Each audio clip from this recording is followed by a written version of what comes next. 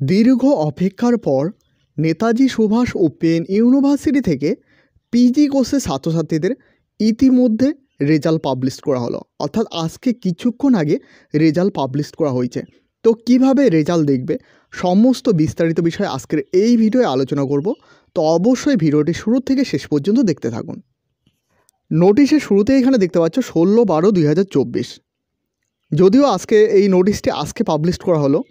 তো এখানে নোটিশের শুরুতে কি বলা হয়েছে, all learners are hereby inform that the result of MA in history PGSI, অর্থাৎ এখানে সমস্ত ছাত্রছাত্রীদের বলা হয়েছে যে PGSI অর্থাৎ হিস্ট্রি কোর্সের ছাত্রছাত্রীদের এই রেজাল্ট পাবলিশ করা হয়েছে of the post graduate term in examination June 2023 December 2023 has been published on 16/12/2024, অর্থাৎ এই রেজাল্টটি পাবলিশ করা হয়েছে 16/12/2024 অন দ্য অফিসিয়াল ওয়েবসাইট, অর্থাৎ এই অফিসিয়াল ওয়েবসাইটের মাধ্যমে রেজাল্টটি দেখতে পারবে।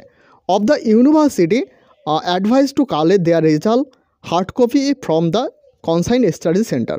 তো এখানে বলা হয়েছে তোমাদের রেজাল্টের যে হার্ড কপি দেওয়া হবে সেটা কিন্তু স্টাডি সেন্টার থেকে তোমাদের সংগ্রহ করতে হবে, অর্থাৎ তোমরা যে স্টাডি সেন্টারে অ্যাডমিশন নিয়েছো সেই স্টাডি সেন্টার থেকে তোমাদের রেজাল্টটি দেওয়া হবে। তো কীভাবে রেজাল্টটি দেখবে সেটাও কিন্তু তোমাদের দেখিয়ে দিচ্ছি।